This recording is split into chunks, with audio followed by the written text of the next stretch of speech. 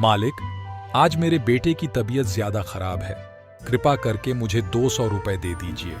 मैं आपके यहाँ काम करके सारे पैसे चुका दूंगा। अरे हरिराम, मैं तुम्हें पहले पैसे नहीं दे सकता। यदि पहले पैसे चाहिए तो तुम्हें मेरे पास कुछ गिरवी रखना होगा। लेकिन मालिक, मेरे पास तो कुछ भी नहीं है जो मैं गिरी रखूं। नहीं हरिराम, तुम्हारे पास खेत तो है। तुम उस खेत को गिरवी रख दो। जब तुम मेरे पैसे वापस दोगे तो मैं तुम्हें तुम्हारा खेत वापस लौटा दूंगा। ठीक है मालिक, आप मेरे खेत को गिरवी रख लीजिए। कृपा करके तुम पैसे जल्दी दे दीजिए।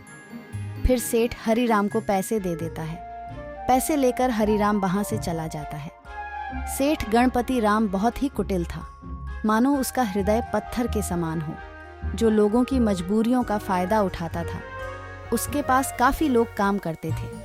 उसी गांव में अजय नाम का लड़का रहता था। वह बहुत मेहनती था। उसके पास छोटा सा खेत था।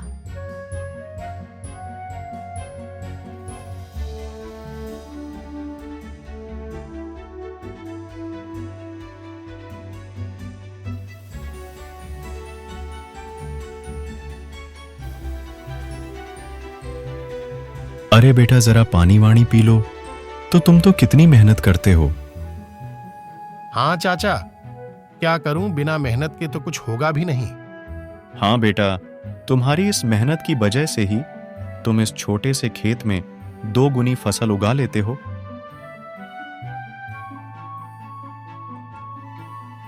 अजय अपने बूढ़े माता पिता के साथ रहता था। अजय के पिता की तबीयत हमेशा खराब रहती थी। घर की सारी जिम्मेदारियां अजय के कंधों पर थीं। पिताजी, आज तो आपकी दवाइयां खत्म हो गईं। कोई बात नहीं बेटा, तुम कल मेरे लिए दवाइयां ले आना।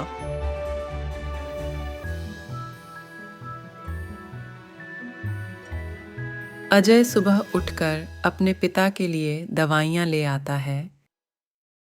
मन में पिताजी के लिए दवाइयां ले आया हूं। आप पिताजी को दवाइयां समय से खिला देना। हाँ हाँ बेटा, मैं तुम्हारे पिता को दवाइयाँ खिला दूंगी। माँ, आज तो मौसम कितना अच्छा है। मैं आज ही खेत में बीज बो देता हूँ। ठीक है बेटा, जैसा तुम्हें अच्छा लगे वैसा ही करो। अजय तुरंत ही अपने बहनों को लेकर खेत की तरफ निकल जाता है।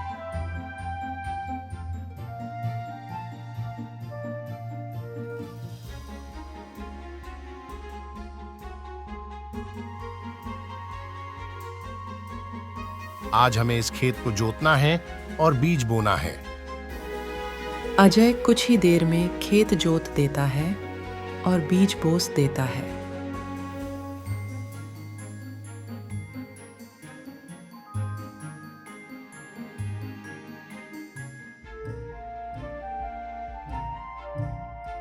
अरे अजय भाई, हर बार की तरह इस बार भी आपके खेत में कितनी अच्छी फसल तैयार हुई है। हाँ मदन भाई, ये सब ऊपर वाले का ही आशीर्वाद है, जो हर बार मेरे खेत में इतनी अच्छी फसल होती है। वे दोनों आपस में बात कर ही रहे थे कि तभी काले बादल छा जाते हैं।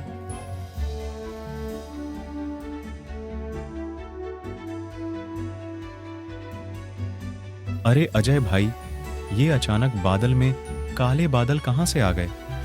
मुझे लगता है आज तो कितनी जोर का तूफान आने वाला है। चलो जल्दी से घर चलते हैं। अरे मदन भाई की ठीक ठीक बोलो। यदि तूफान आ गया तो हमारी सारी फसल खराब हो जाएगी। वे दोनों इतनी बात कर ही रहे थे, तभी जोर जोर से हमारे चलने लगते हैं और हवाओं के साथ जोर जोर की बारिश आ जाती है। अरे क्या हो गया, ये तो बहुत जोर की बारिश आ गई। अरे अजय भाई, यहाँ से जल्दी चलो, नहीं तो हम भीग जाएंगे। दोनों जल्दी से पेड़ के नीचे जाकर खड़े हो जाते हैं। अरे मदन भाई, जैसे ही बारिश होती रही तो हमारी सारी फसल खराब हो जाएगी। लेकिन कुछ ही देर में बारिश के साथ साथ ओले भी गिरने लगते हैं। देखते ही देखते सारी फसलें खराब हो जाती हैं। हाय हाय, ये क्या हो गया, ये तूने क्या कर दिया। अब तो सारी फसलें खराब हो चुकी हैं। अब मैं क्या खाऊंगा और अपने बूढ़े माता पिता को क्या खिलाऊंगा।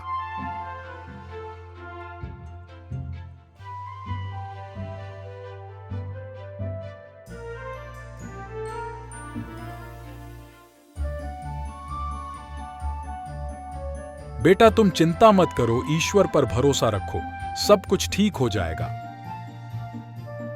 नहीं पिताजी, अब कुछ नहीं ठीक होगा। हमारी सारी फसल खराब हो चुकी है। अब हम क्या करेंगे पिताजी? बेटा तुम चिंता मत करो, ईश्वर पर भरोसा रखो, सब कुछ ठीक हो जाएगा।